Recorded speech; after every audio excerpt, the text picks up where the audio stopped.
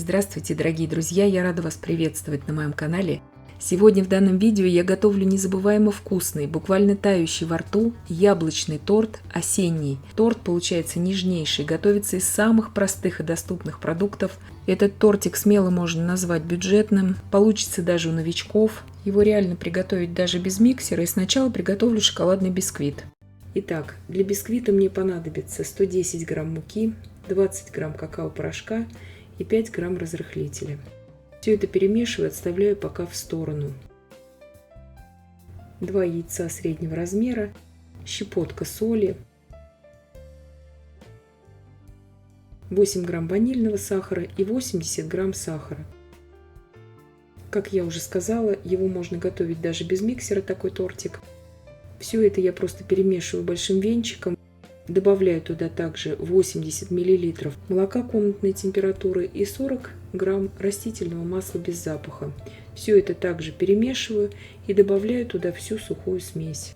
В принципе, бисквит вы здесь можете использовать любой, который вам нравится, шоколадный, который вы любите готовить. Но я просто показываю такой базовый вариант. Бисквит получается очень влажный, сочный. Он здесь не требует пропитки и не доминирует во вкусе, как зачастую бывает с влажными шоколадными бисквитами. Духовка у меня уже разогрета на 170 градусов Цельсия. Выпекать буду на среднем уровне на режиме вверх-вниз без конвекции. Здесь у меня форма для выпечки 28 на 18 сантиметров. Вы же можете использовать также и круглую форму 24 сантиметра в диаметре. Выпекается он очень быстро, 20 минут при 170 градусах Цельсия. Дверцу духовки, естественно, во время выпечки не открываем. Если вы хотите маленький тортик сделать, допустим, 18 сантиметров в диаметре, всех продуктов, указанных в рецепте, нужно взять просто вдвое меньше. Убираю сейчас выпекаться. Прошло у меня 20 минут, корж испекся.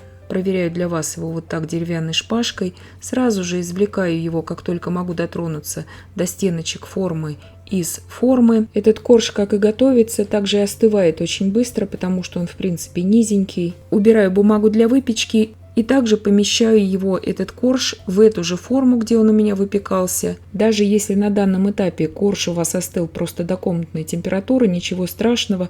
Главное его поставить сейчас уже в стационарную форму. Бортики, у которой будут полностью закрыты, я в эту же форму, в которой я выпекала, ставлю, чтобы можно без проблем сейчас сразу же заливать на этот корж начинку. Уберу пока в сторону и приготовлю сейчас пудинговую начинку. 350 мл молока довожу до кипения. 70 грамм сахара здесь у меня, пакетик пудинговой смеси 38 грамм, ванильного пудинга.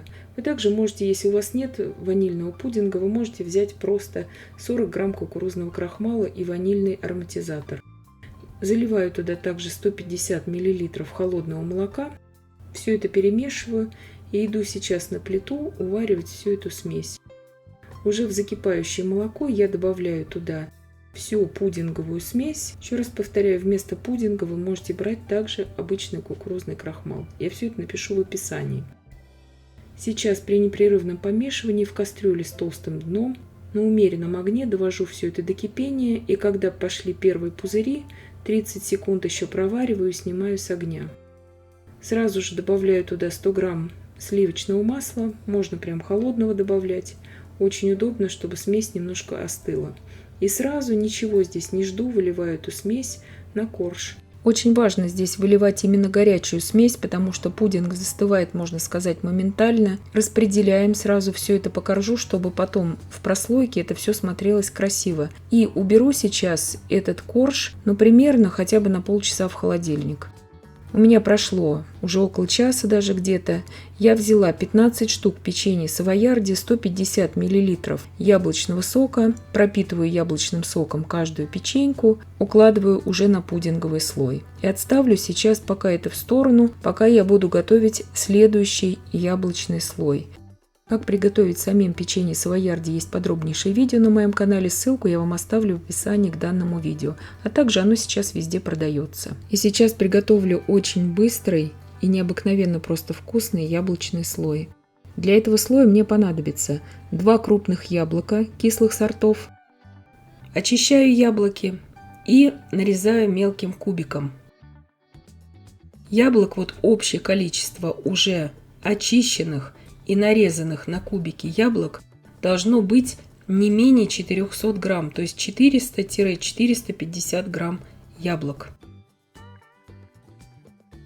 Нарезаю вот таким вот образом.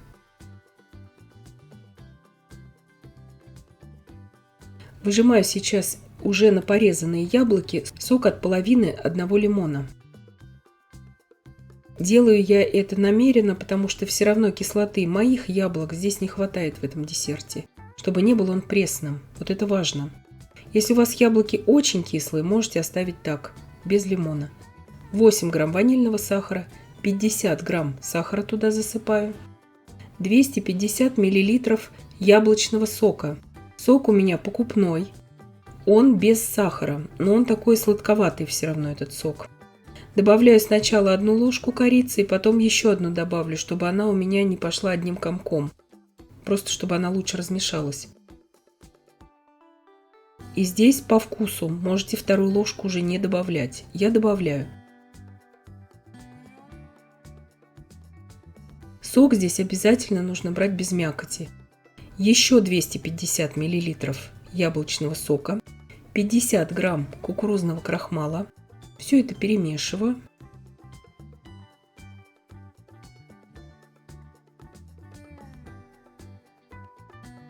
Отправляю на плиту и довожу до кипения. Когда они закипели, я их провариваю примерно около 5 минут на полном огне. Дольше варить нельзя, иначе они превратятся у нас в кашу. Сейчас сокращаю до умеренного огонь, выливаю туда всю крахмальную смесь и варю это все до закипания. Когда пойдут первые пузыри, провариваю еще примерно 30 секунд на умеренном огне при непрерывном помешивании. Смесь у нас загустеет и станет прозрачной и красивой. Вот так это и должно быть.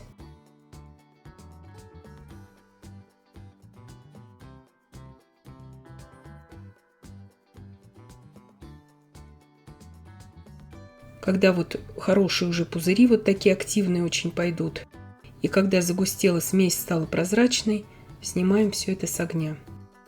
Сейчас так же, как и с предыдущим слоем, очень важно, чтобы мы эту смесь яблочную вылили именно горячей на печенье, потому что крахмал застывает моментально, и кто новичок особенно, вы можете просто упустить это время, потом будет очень трудно или практически невозможно распределить этот слой по торту.